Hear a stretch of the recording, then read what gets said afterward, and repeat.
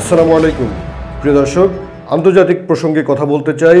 কলকাতায় একজন শিক্ষানবিশ নারী ডাক্তার ধর্ষণের পর হত্যার শিকার হওয়ার পরিপ্রেক্ষিতে কলকাতা এবং পুরো ভারত জুড়ে যে আন্দোলন চাঙ্গা হয়েছে সেদিকে আপনাদের অনেকেরই হয়তো দৃষ্টি আছে। আমি এর মধ্যেই দেখলাম যে গতকালকে অর্থাৎ বুধবার নারীদের কলকাতা সহ পুরো ইন্ডিয়ার বিভিন্ন শহরে, এমনকি রাজধানী দিল্লি সহ তাদের যে রাত দখলের কর্মসূচি ছিল নারীরা, এবং বিশেষ করে সারা দেশের ডাক্তারদের যত অ্যাসোসিয়েশন আছে তারা প্রত্যেকেই এই কর্মসূচির অংশগ্রহণ করেছিলেন। সেই কর্মসূচি ছিল রিক্লেম দ্য নাইট, অর্থাৎ রাত দখল বা রাত পুনরুদ্ধার। এরকম একটি কর্মসূচিকে কেন্দ্র করেও কিন্তু সেখানে হামলার ঘটনা ঘটেছে।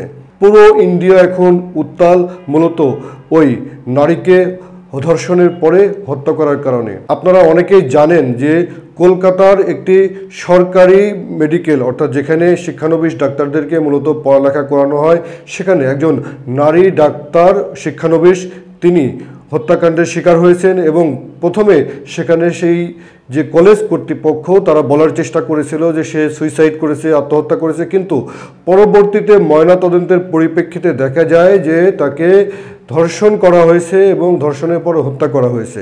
সুপ্রিয় দর্শক, শুধু তাই নয়, আমরা আল জাজিরার প্রতিবেদন দেখলাম, সেখানে বলা হয়েছে গ্যাং রেপ।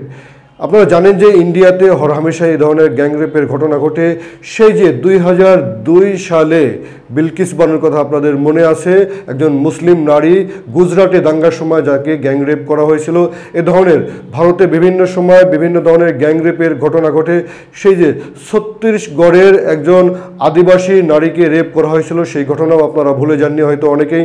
এভাবে ইন্ডিয়ার কথা যদি বলি, পুরো ভারতে যারা এ ধরনের ধর্ষণের ঘটনা নিয়ে গবেষণা করে থাকেন, আমাদের নিকট 2022 সালের একটি প্রতিবেদন বলছে যে 2022 সালে সেই সময়ের প্রতিবেদন অনুযায়ী ভারতে প্রতিদিন অন্তত গড়ে 90টি ধর্ষণের ঘটনা ঘটে, যেগুলো প্রকাশ্যে আসে। আর যেগুলো প্রকাশ হয় না এরকম ঘটনা আরও অনেক বেশি। এই পুরো ভারত এখন উত্তাল ডাক্তারদের আন্দোলনে। ডাক্তাররা তারা হসপিটাল বয়কট করছে, হসপিটালে যাচ্ছে না, চিকিৎসা কেন্দ্র বন্ধ হয়ে যাচ্ছে।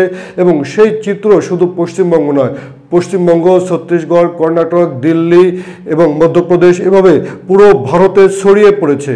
এই ঘটনার পরে সর্বপ্রথম আমরা দেখলাম এই আন্দোলন ছড়িয়ে পড়ে গত সোমবার, মূলত প্রথমত কলকাতায়। এরপরে আমরা দেখছি এর পরেই অর্থাৎ মঙ্গলবারে সেই আন্দোলন দিল্লি থেকে শুরু করে অন্য বিভিন্ন রাজ্যে ছড়িয়ে পড়ে। আর সর্বশেষ আমরা দেখছি গত বুধবার এই আন্দোলন একটি সহিংস পরিস্থিতিতে রূপ নেয়। বুধবারে পুরো ইন্ডিয়ায় ডাক্তারদের বিভিন্ন অ্যাসোসিয়েশন থেকে শুরু করে আন্দোলনকারীরা এবং বিভিন্ন মানবাধিকার কর্মী এবং অ্যাক্টিভিস্ট তারা এই কর্মসূচি দিয়েছিল। সেই কর্মসূচি ছিল নারীরা ঘর থেকে বের হয়ে এসে রাত জেগে কর্মসূচি পালন করবে, রিক্লেম দ্য নাইট, রাত্রি দখল।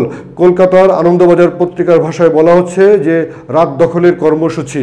সুপ্রিয় দর্শক, এই রাত পুনরুদ্ধারের কর্মসূচিকে ঘিরে সেখানে টানটান উত্তেজনা দেখা দেয়। এবং সর্বশেষ আমরা দেখেছি কলকাতায় সেখানে একটি মেডিকেল কলেজে ব্যাপক ভাঙচুর করা হয়েছে এবং আন্দোলনকারীদের যে মঞ্চ ছিল সেই মঞ্চ ভাঙচুর করা হয়েছে। এবং কারা ভাঙচুর করেছে সেটি নিয়ে কিন্তু এখন ধোঁয়াশা।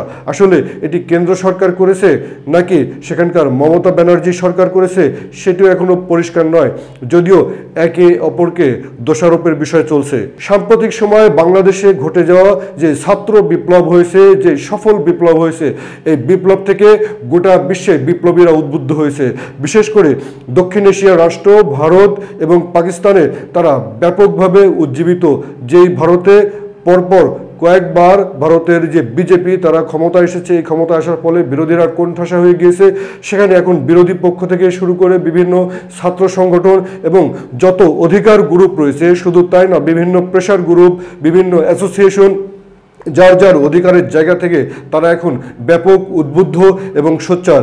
ভারতের এই যে ধর্ষণের পরিপ্রেক্ষিতে, কলকাতায় ধর্ষণের পরিপ্রেক্ষিতে এবং ধর্ষণ উত্তর হত্যার পরিপ্রেক্ষিতে যেই আন্দোলন এখন মাথাচাড়া দিয়ে উঠেছে, সেই আন্দোলন হতে পারে কিন্তু ভারতের অনেক একটি বিপ্লবী আন্দোলন এবং এটি কিন্তু ছড়িয়ে পড়তে পারে। সেই সম্ভাবনাকে একেবারে ছোট করে দেখার সুযোগ নেই। ঠিক একই ধরনের চিত্র পাকিস্তানেও দেখা যাচ্ছে। সেখানেও ছাত্ররা এখন তাদের দাবি দাবা নিয়ে আন্দোলনে নেমেছে।